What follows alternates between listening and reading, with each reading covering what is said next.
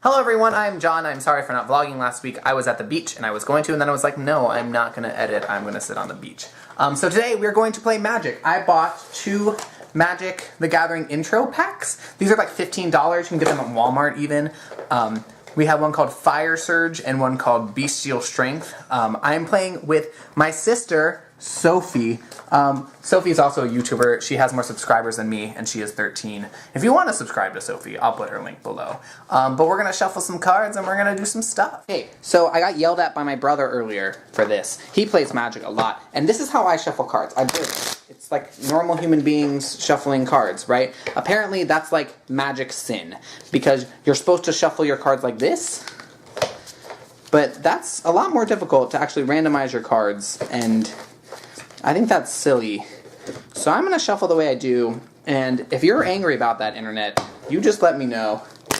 My deck is a green and black deck. It's supposed to be about, green cards are about like large creatures and trampling stuff. Sophie's deck is red and blue. Red is like fire and burn through your opponent. I'm going to play the game holding my cards, first person from my deck. You won't get to see Sophie's cards, but we'll see them when she plays them, and that'll be exciting. And we are going to play this game and kind of plot our way through it. I've played one match before. Sophie has never played ever. And we're going to see if we can get into it and how much fun we have. So, let's go. So, you draw 7 cards. And you count to 7. Okay. And you have cards. Now, the big main type of card you need at first is a land. This is a basic land, and it gives me that color. And those are important because you can't play anything else unless you can pay its mana cost. So you have to play land. So since I go first, I don't get to draw. So I'm going to put my cards. I'm going to play this land, because that's the first thing you can do on any turn after you draw. And you can only play 1 land per turn. There's no cost for it, but you need to do it to build up your mana pool. You tap your mana. You're saying, I'm using this. So I use my green mana. And I'm playing my Elvish Mystic, who's a creature. Now, she can't attack this turn because she has Summoning Sickness, so your creatures can't attack your first turn. But she's a pretty weak creature. She just has 1 strength and 1 toughness, but I can tap her to add another green mana to my mana pool. So that's pretty exciting. But she's just going to sit there for now, and then it's going to be Sophie's turn. You draw a card from your deck, which is called your library in Magic. So draw a card, and then you can play a land. Now, Sophie's going to be playing different lands than me, because she's going to be playing red lands and blue lands. This is a mountain. The red lands are forests. The blues are islands, I believe. And the blacks that I have are swamps.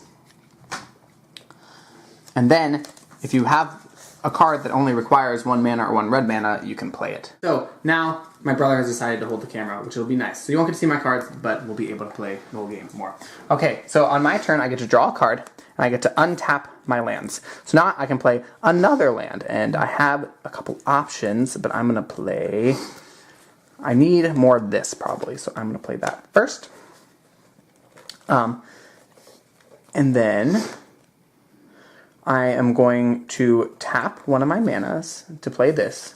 This gives my creatures Death Touch, which, the cool thing about Magic cards is that all these abilities, they describe in the card in italics what they do. So you never have to feel like you have to know all the vocabulary, which is really helpful for beginners.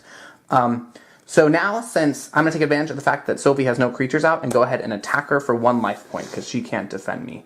So Sophie is down from 20 life points to 19. You can keep track of it with paper, or you can just sort of remember. And that ends my turn. I had to tap my creature to do that. So now it's Sophie's turn. Amy, what do I do? Sophie's really beating me right now, and it's not good. It is so good. Okay. Oh yeah, you attack that, so we're going to tap it. Okay, well, I'm going to attack you this turn, in case you're wondering. Okay, so I still don't have any freaking lands, which is real frustrating. We're going to have to get a little angry. Okay, so I'm playing my Briarpack Alpha. And part of what Briarpack Alpha does is he gives a target creature +2/+2. I think I'm going to give my Rootwalla +2/+2, which will make him a 4/4. So if I attack Sophie and she blocks with her Goblin Shortcutter, it'll kill my Rootwalla, but it will also kill her creature. So, oh, it's tapped. She can't block it. Never mind. It's tapped. This is why you need someone who knows what they're doing when you play the first time. I'm attacking with my Root Walla. I use my Vial of Poison. Sophie, are you going to block it with your Giant? Okay, so this kills my Root Walla, but it also kills your Giant.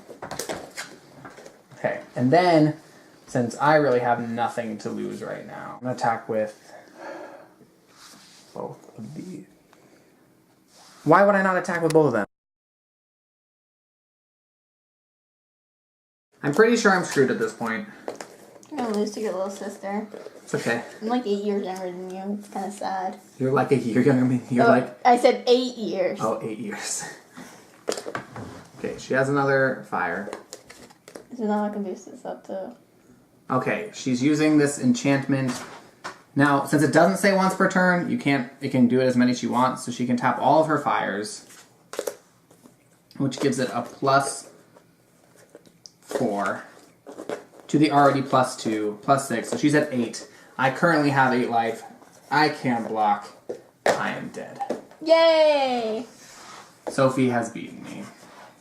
This is not embarrassing.